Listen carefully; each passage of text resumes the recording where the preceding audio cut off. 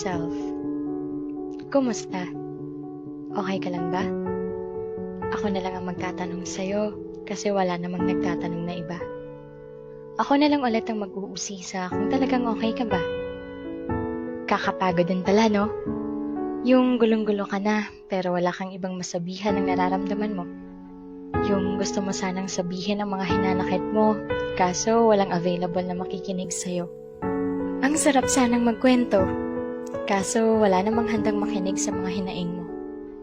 Parang yung tipong sarili mong problema, sarili mo ring comfort. Kaya kahit gusto mong magpatuloy, hindi mo maiwasang mapagod. Self, bakit ganun?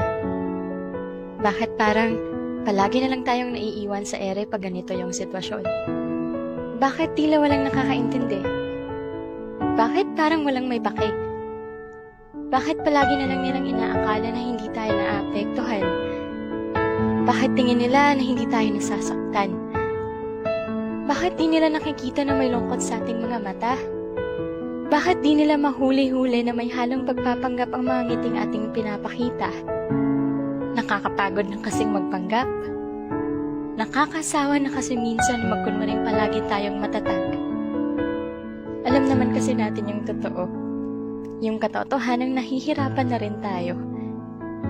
Kaso, kahit hirap na tayo, wala man lang nagtatanong.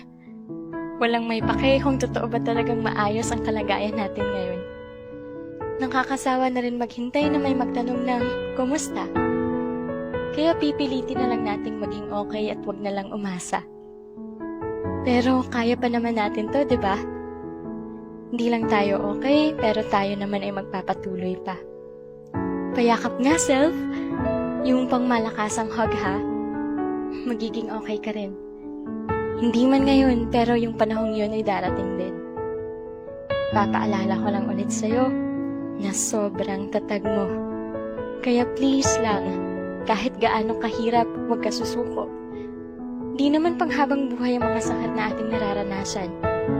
Dahil may bahaghari at araw na magpapakita sa bawat pagkatapos ng ulan. Basta self, kapit ka lang ha. Kumapit at magpatuloy ka. Pahinga ka lang kung pagod na pero hindi susuko. Sa laban ng buhay, atin ito maipapanalo. Lubos na nagmamahal at nagtitiwala sa'yo. Walang iba kung hindi ako.